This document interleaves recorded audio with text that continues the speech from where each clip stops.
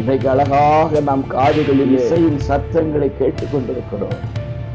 அவைகளிலே மதி மயங்கி போய்விடாதபடி, அவைகள் நிறுத்தப்படுவதற்கு முன்பு, அவைகள் கேட்க முடியவில்லை என்கிற காலங்கள் வருவதற்கு முன்னும் நம்முடைய சிருஷ்டிகரை நினைக்கிறோம்.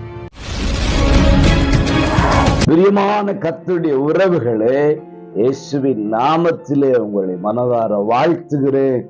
ஆண்டவராகிய தேவங்களோடு இணைந்து இருப்பாராக. பிரசங்கி 12:4 கீத வாத்திய கன்னிகளெல்லாம் அடங்கி போவதற்கு முன்னும் உன் சிருஷ்டிகரை நினை. இந்த கன்னிகள் என்ன செய்கிறார்கள்? கீதங்களை வாசிக்கிறார்கள், இசைகளை மீட்கிறார்கள், அழகாய் பாடுகிறார்கள். ரசிக்கத்தக்கதாக, அதை உணர்ந்து பார்த்து கொண்டிருக்கத்தக்கதாக கீத வாத்தியங்களை வாசிக்கிறார்கள், இசை அமைக்கிறார்கள். இவர்கள் எல்லாம் அடங்கி போய் விடுவார்களா? இசையின் சத்தம் கேட்காத ஒரு காலங்கள் கடந்து வருமா?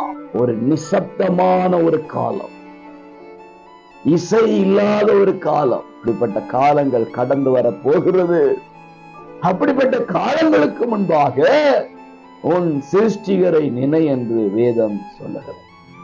இன்றைக்கு எவைகளை நம்முடைய கண்கள் பார்க்கிறது? கீத வாத்திய கன்னிகளை பார்க்கிறதா? சிருஷ்டிகரை பார்க்கிறதா? யாருடைய சத்தத்தை நம்முடைய காதுகளை கேட்கிறது? கீத வாத்திய கன்னிகளின் சத்தத்தை கேட்கிறதா?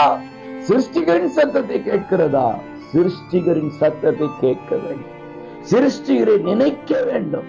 அப்பொழுது நம்மையும் நினைப்பார். எந்த காலம் வந்தாலும் அருமையாய் நடத்தி சொல்வார். அவர் நினைக்க பிரயாசப்படுவோம்.